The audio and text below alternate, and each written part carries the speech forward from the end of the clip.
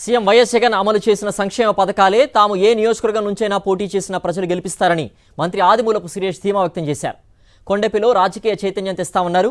అందరం కలిసికట్టుగా పనిచేసి వైఎస్ఆర్సీపీ జెండా ఎగురవేస్తామన్నారు. దళితులకు సీఎం వైఎస్ జగన్ రాజ్యాధికారం కల్పించారని కొనియాడారు. జగన్మోహన్ రెడ్డి గారు జగనన్న వీర సైనికుల మేము ఆయన కోసం ఏమైనా చేస్తాం. ఎందుకంటే మమ్మల్ని నడిపించాం. ప్రతిపక్షంలో 5 ఏళ్ళు ఉన్నాం. మేము ఊరికేం అధికారంలోకి రాలేదు. ప్రతిపక్షంలో 5 ఏళ్ళు ఉన్నాము. మళ్ళీ ఇప్పుడు 4.5 సంవత్సరాల పాటు చక్కటి పరిపాలన అందించడం జరిగింది. కాబట్టి అక్కడ నేను మంత్రిగా ఉన్నాను కాబట్టి ఎర్రగొండపాలెం నియోజకవర్గం అభివృద్ధి పదంలో చాలా చేయడం జరిగింది. ముఖ్యంగా 14 నుంచి 15 సంవత్సరాలు చేశాను.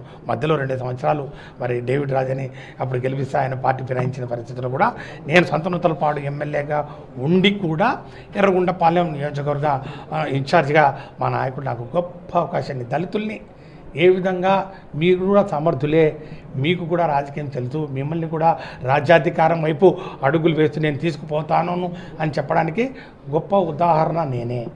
ఆదిమూలపు సురేష్ అనేవాడిని. నేను ఎక్కడ ఉన్నాను, నాకెవరున్నారు, నేనేమైనా రాజకీయ కుటుంబం నుంచి వచ్చానా, నాకేంటి, చదువుకున్నాను. ఆ చదువులో తెలిసినటువంటి వ్యక్తిగా జగన్మోహన్ రెడ్డి గారు నాకు అవకాశాన్ని కల్పించారు.